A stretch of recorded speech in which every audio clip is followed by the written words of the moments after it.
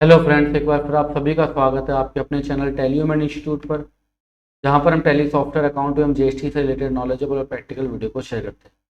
जी हाँ, आज के हम इस वीडियो में बात करने वाले हैं कि बेसिकली रिसेंटली जनवरी से लेकर अभी तक जीएसटी और इनकम टैक्स में ऐसे कौन कौन से बदलाव आए हैं जिसके कारण कि अकाउंटेंट और व्यापारी जो है वो खासा परेशान हो रहे हैं। तो आज हम बात करने वाले हैं कुछ ऐसे बदलाव जो कि अकाउंटेंट और व्यापारियों के लिए बहुत बड़ा प्रॉब्लम क्रिएट हो रही है उसके कारण। तो अगर आप मेरे इन बातों से सहमत हो तो प्लीज़, वैसे मैं आपसे कभी कहता नहीं हूँ, बट आप इस वीडियो के लास्ट में ज़रूर आप कमेंट करें कि आपको जो चीज़ें मैं बता रहा हूँ आप उससे एग्री हो या डिसएग्री हो, जिससे मुझे ही पता लगे कि भाई अकेला मैं ही परेशान नहीं हूँ, आप लोग भी परेशान हो। प्लीज़ कमेंट जरूर करिएगा कि आप एग्री हैं कि डिसएग्री हैं। तो चलिए वीडियो की शुरुआत कर लेते हैं और समझ लेते हैं कि रिसेंटली ऐसे कौन कौन से चेंजेस हैं जिनके कारण कि अकाउंटेंट और व्यापारियों को खासा परेशानी को देखना पड़ रहा है।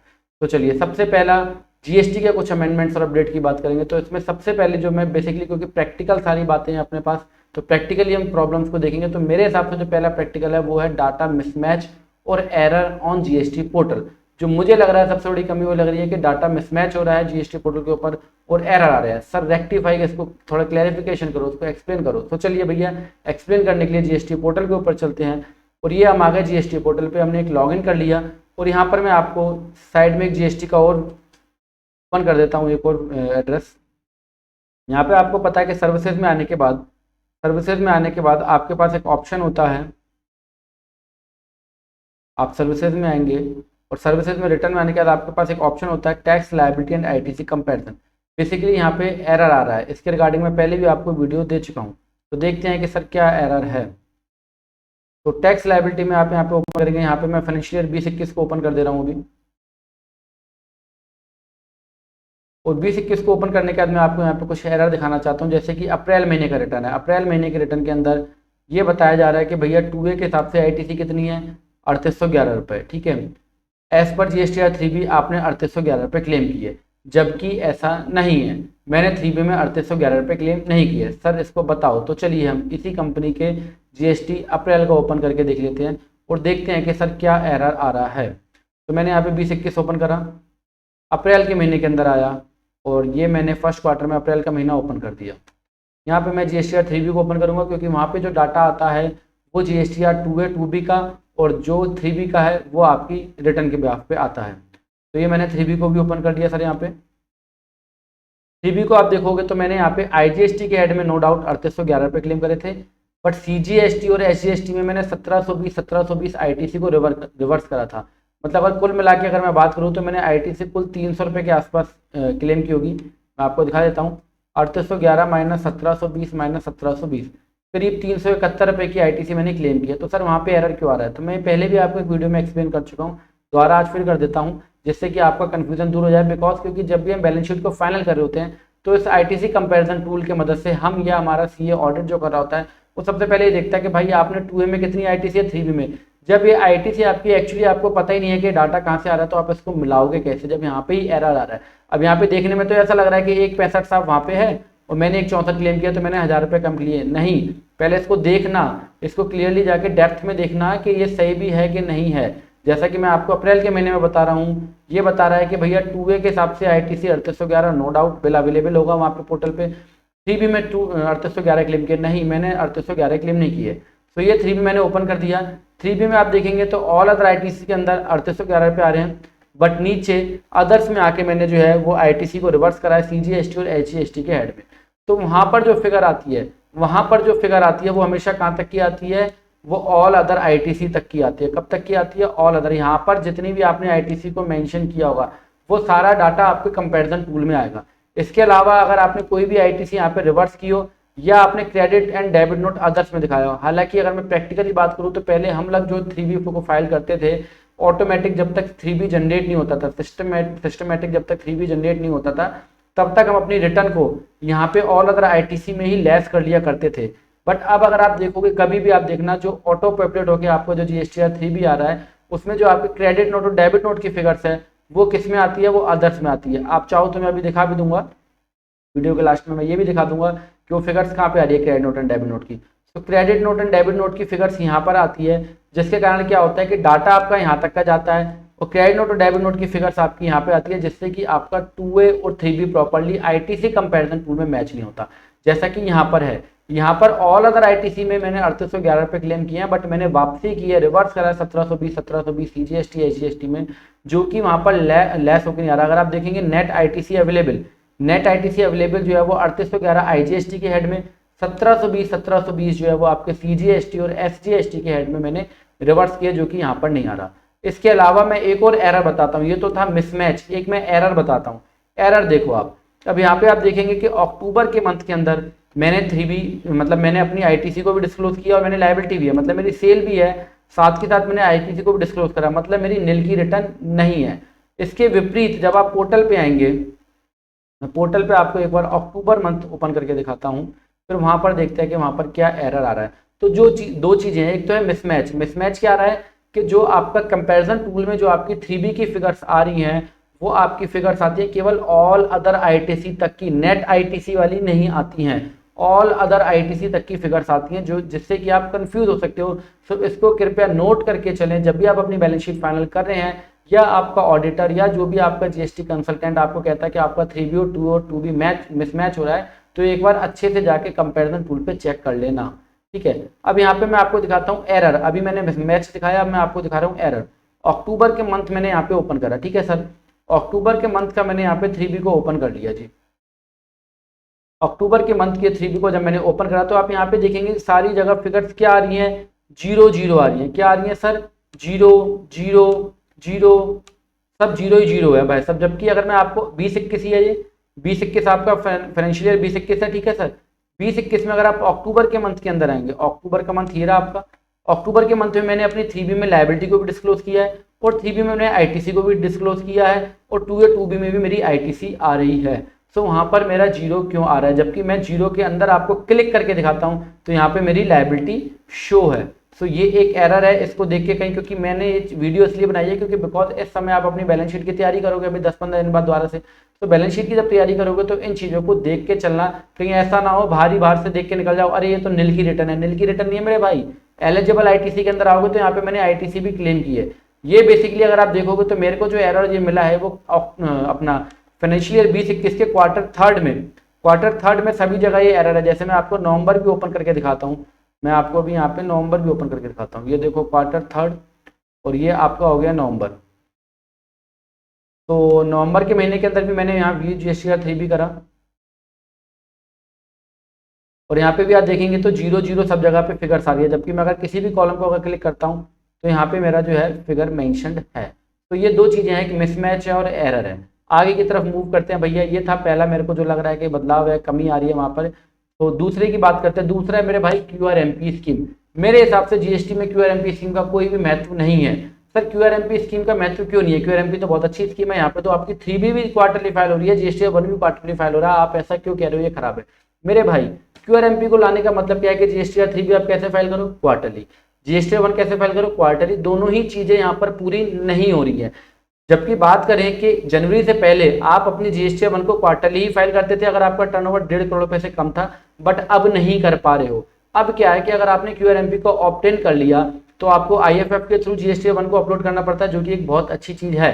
हमें हर मंथ ही अपने इनवॉइसेस को अपलोड करने चाहिए। तो GST 1 तो आपका क्वार्टरली नहीं रह गया, हालांकि ऑप्शनल है, मैंडेटरी नहीं है, बट ऑप्शनल होते हुए भी आपको मैंडेटरी फाइल करना पड़ेगा, बिकॉज आपसे जिसने माल खरीदा है वो आपको फॉलो अप करेगा कि भाई अपनी IFF या GST 1 को फाइल करो, जिससे कि मेरे 2A 2B में आए तो मैं ITC को क्लेम कर सकूं।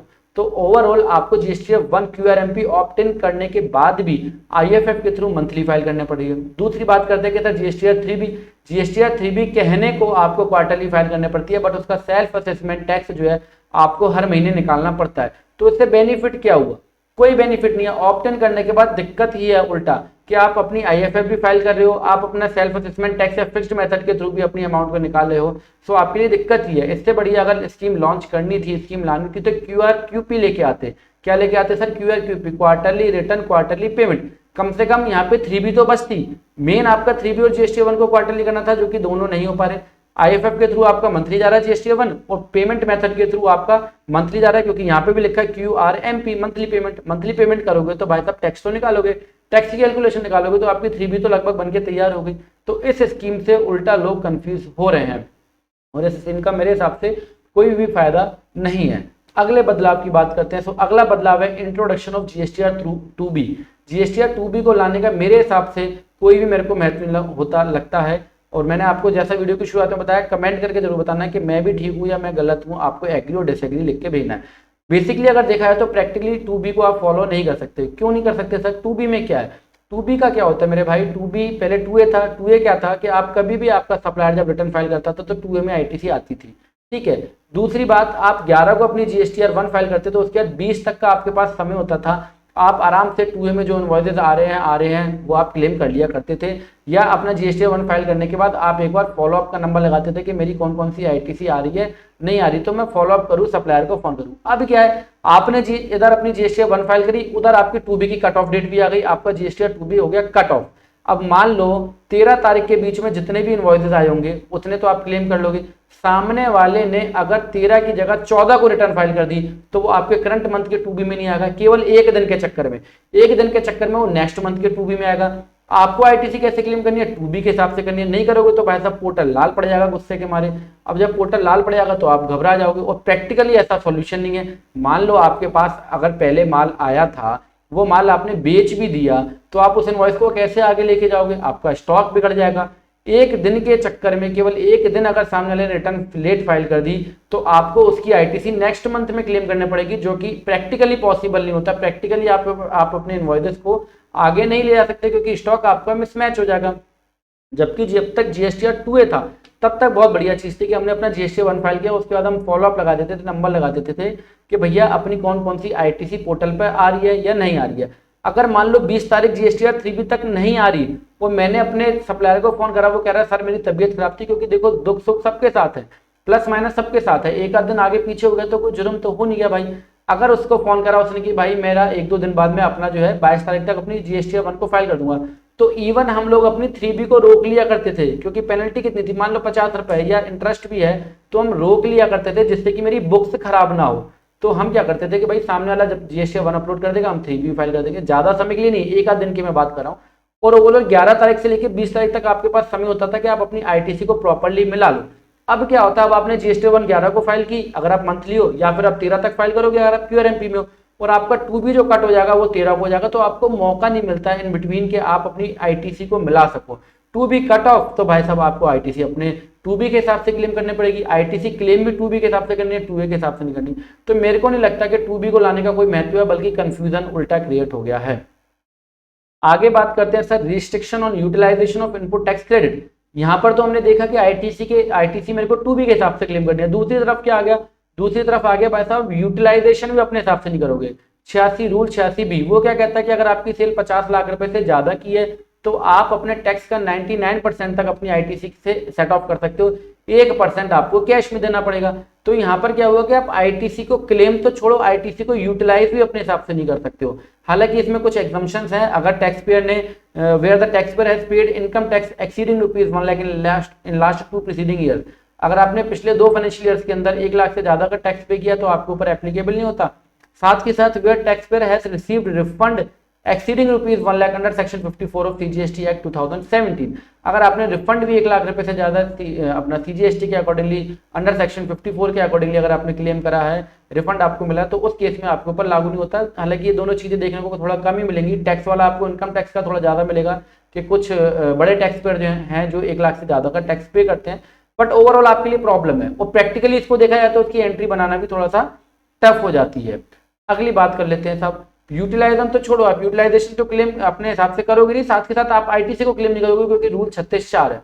अब रूल 36(4) गलत नहीं है, रूल 36(4) होना चाहिए हमेशा, क्योंकि क्या होता है कि आदमी आलसी हो जाता है, जीएसटीआर 1 फाइल नहीं कर रहा, जीएसटीआर 1 फाइल नहीं कर रहा तो मेरे 2A में नहीं आ रहा। जब तक तो कहानी ठीक थी, 36(4) आना चाहिए, हमें आईटीसी अपने 2A के हिसाब से क्लेम करनी चाहिए। पर यहाँ पर जो 36(4) है वो किसके साथ जुड़ा हुआ है? वो 2B के साथ जुड़ा हुआ है, और 2B जो है वो दिक्कत का घर है, जैसा कि मैंने आपको डिस्कस किया।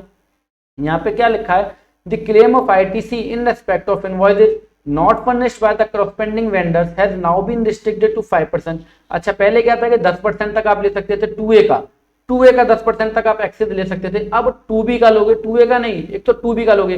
2A और 2B में अंतर बहुत है मेरे भाई। 2B क्या है, 13 को कट ऑफ हो गया। अब मान लो जब आप अपनी 3B को फाइल कर रहे थे, हो सकता है वो इनवॉइस आपका आ गया और 2A के अंदर, अब इनवॉइस 2A के अंदर आ गया, आपको आईटीसी 2B के हिसाब से क्लेम करनी है, क्योंकि जो ऑटो पॉपुलेटेड जो आपका 3B बन के आ रहा है वो 2B की आईटीसी के अनुसार बन के आ रहा है। तो यहाँ पर बहुत ज्यादा दिक्कत हो गई है, यहाँ पर बहुत ज्यादा दिक्कत हो गई है। वो भी आप 5% उसके अपना 2B का एक्सेस ले सकते हो, 5% of the credit available in GST और 2B। पॉइंट यहाँ पे समझने वाला है, 2B में जो आईटीसी अवेलेबल है उसका 5%। अब 2B की आईटीसी भाई साहब 13 को कट ऑफ हो जाती है, सामने वाले ने अपनी रिटर्न अगर रिटर्न 14 को फाइल की है, आप ये समझ रहे हो ना 13-14 का मतलब बेसिकली क्या होता है कि 2A और 2B में अंतर क्या है। 2A का मतलब है कि वो ऑटो पॉपुलेटेड एक स्टेटमेंट है आईटीसी का, जो कि फॉर अ पर्टिकुलर मंथ है, एक महीने के लिए। मान लो अगर मई का रिटर्न किसी ने अगस्त में जाके फाइल किया तो भी वो मेरे मई के 2A के अंदर रिफ्लेक्ट होगा।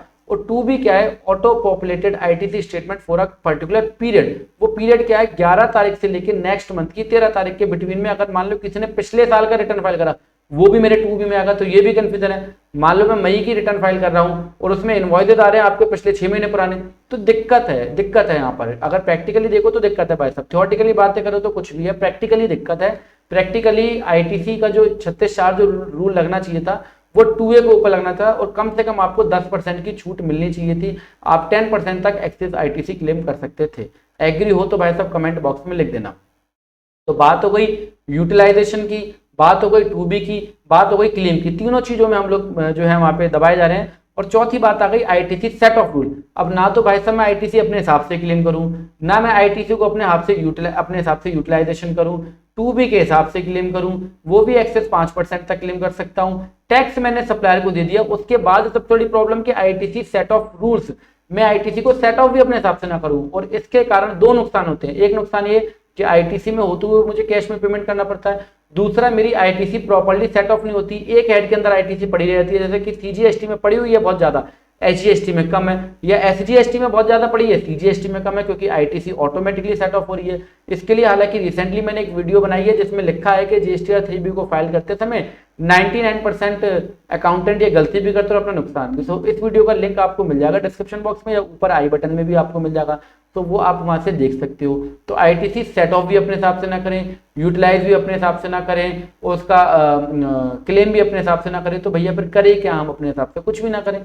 ठीक है, अगला narrowing the validity of E way bill. पहले ई वे बिल 200 किलोमीटर के लिए एक दिन मिलता था, अब 100 किलोमीटर के लिए एक दिन हो गया। तो भाई साहब ट्रक लेके जाता है, कार तो लेके जा नहीं रही, जो एरोप्लेन बना के चली जाएगी अपने आप को मर्सिडीज, ट्रक है, ट्रक अपने हिसाब से चलेगा, रोड में कोई भी दिक्कत हो सकती है, तो कम से कम हमें 200 किलोमीटर के लिए एक दिन तो मिलता, तो मेरे को लगता है वैलिड होता थोड़ा। अगले पॉइंट की बात करो तो अब इनकम टैक्स के ऊपर आते हैं, और इनकम टैक्स में रिसेंटली मैंने वीडियो बनाई हुई है। एक तो TDS on purchase of goods आ गया 194, क्यों, साथ में आपका पहले से चल रहा है 1 अक्टूबर 2020 से 206C1H section TCS on sale of goods. अब उसके साथ साथ 2 सेक्शन और आपके इंट्रोड्यूस हो रहे हैं 1 जुलाई से, वो है सेक्शन 206C AB और सेक्शन 206CCA। AB जो है आपका वो TDS on at higher rate है, और 206CCA जो है वो आपका टीसीएस एट हायर रेट। दोनों ही सेक्शन जो है बड़े दिक्कत वाले हैं, हालांकि ये बहुत कम बिजनेस को हिट करेंगे, बट फिर भी आपको दिक्कत है। उसमें दिक्कत क्या है सर, कि दिक्कत यह है कि जिसका आप टीडीएस डिडक्ट कर रहे हो, ये सेक्शन कहता है कि भाई साहब आपको उसका टीडीएस नॉर्मल रेट में नहीं, हायर रेट में आपको डिडक्ट करना पड़ेगा। वो हायर रेट या तो उसका डबल हो सकता है, या मैक्सिमम साइड, या 5%, इन दोनों के बीच में जो हायर होगा। मान लो आपका 194C में आप अगर किसी का टीडीएस डिडक्ट कर रहे हो इंडिविजुअल का, तो इंडिविजुअल में 1% है, अदर देन इंडिविजुअल में 2% है। अगर वो व्यक्ति वो स्पेसिफाइड पर्सन है जिसकी बात सेक्शन 206CAB और CCA कर रहा है, तो आप उसका 1% में ना काट के 2% में काटोगे, डबल होता है, या 5%, दोनों में से जो हाई होगा। तो 5% हाई है, तो आप 194C में सामने वाले का 1% की जगह 5% टीडीएस डिडक्ट करोगे, बट उसके लिए कुछ कंडीशन है, वो हम आगे बात कर देंगे। वो कंडीशन मीट आउट बहुत कम होंगी। तो अननेसेसरी इस सेक्शन को लगाने का मतलब क्या था, व्यापारी तो परेशान हो रहा है, वो क्या है। और सेम टीसीएस के अंदर भी है। टीसीएस में अगर जिस रेट से आप टीसीएस को कलेक्ट करते हो, अगर वो स्पेसिफाइड पर्सन पाया जाता है, तो आपको जो है वो हायर साइड 5% या डबल, दोनों में से जो हाई होगा उसके अकॉर्डिंगली आपको करना पड़ेगा। तो देख लेते हैं कि ऐसे कौन सी कंडीशन है कि हमें हायर साइड में टीडीएस और टीसीएस को डिडक्ट और कलेक्ट करना पड़ेगा। तो इसमें जो पहली कंडीशन है वो ये है कि अगर सामने वाला जिसका टीडीएस या टीसीएस कलेक्ट या डिडक्ट कर रहे हो, उसने अपने लगातार 2 साल की रिटर्न फाइल नहीं की है, और रिटर्न फाइल नहीं की है साथ के साथ उसकी जो रिटर्न, जिन 2 सालों को आप देख रहे हो, उन 2 सालों की रिटर्न की डेट निकल जा चुकी होनी चाहिए, मतलब वो एक्सपायर हो चुकी हो। ऐसा नहीं है कि आप जिन डेट्स को देख रहे हो वो अभी एक्सपायर नहीं हो और सामने वाले का आप टीडीएस जो है वो हाई साइड पे काट दो, हाई रेट पे काट दो, ऐसा नहीं।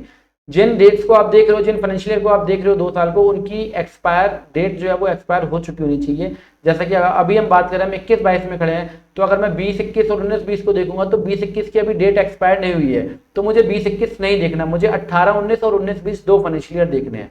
तीसरी कंडीशन के जिस व्यक्ति का आप टीडीएस हाई साइड में काट रहे हो उसने 2 साल की रिटर्न फाइल नहीं की हो, साथ के साथ उसकी इनकम टैक्स जो 2 साल आप देख रहे हो उसकी डेट निकल जा चुकी होनी चाहिए। और तीसरी कंडीशन जो है उसके अंदर वो ये है कि उसका उन 2 सालों के अंदर, जिन 2 सालों को आप देख रहे हो उसमें टीडीएस और टीसीएस 50,000 रुपये से ज्यादा कलेक्ट या डिडक्ट हुआ हो जाना चाहिए। तो ये कंडीशन आपको बहुत कम देखने को मिलेगी, मुश्किल से 1%। बट व्यापारी के लिए परेशानी हो गई कि वो सबकी पहले रिटर्न चेक करे, 26 ईयर्स को चेक करे, टीडीएस कटा नहीं कटा, रिटर्न फाइल हुई है या नहीं हुई है। हालांकि इसके लिए भी मैंने एक आपको सॉल्यूशन दिया है, जिसका आपको ऊपर आई बटन में उसका सॉल्यूशन मिल जाएगा कि आप डिक्लेरेशन फॉर्म एक भरवा सकते हो सामने वाले से, उसके द्वारा जो है आप इन चीज़ों को बार बार देखने से बच जाओगे। हालांकि इसमें कोई छूट है आपको 206 AB और CCA के अंदर। इसमें बेसिकली सेक्शन 192 सैलरी वाला के ऊपर ये सेक्शन, ये जो है सेक्शन एप्लीकेबल होंगे। 192A, 194B, 194BB, ये सारा आपको PDF मेरे टेलीग्राम चैनल पे मिल जाएगा, तो ये सेक्शन उन पे एप्लीकेबल होंगे। तो आई होप आपको समझ में आए होंगे जो चीज़ मैं आपको बताना चाह रहा हूँ कि इनकम टैक्स और जीएसटी के कुछ ऐसे बदलाव जिसके कारण कि बेसिकली जो है जीएसटी की अगर बात करें तो जीएसटी से हमारा रोजाना पाला पड़ता है, तो जीएसटी में देखते हुए अकाउंटेंट और व्यापारियों को खासा परेशानी देखने पड़ रही है। अगर आप वीडियो से सहमत हो तो प्लीज़ आप एग्री करके मेरे को मोटिवेट करें, अगर आप सहमत नहीं हो तो आप डिसएग्री करके भी मेरे को मोटिवेट कर सकते हो, क्योंकि मैं डिमोटिवेट नहीं होऊंगा, मैं मोटिवेट ही रहूंगा। सो ये वीडियो देखने के लिए आप लोगों का बहुत बहुत धन्यवाद। Thank you.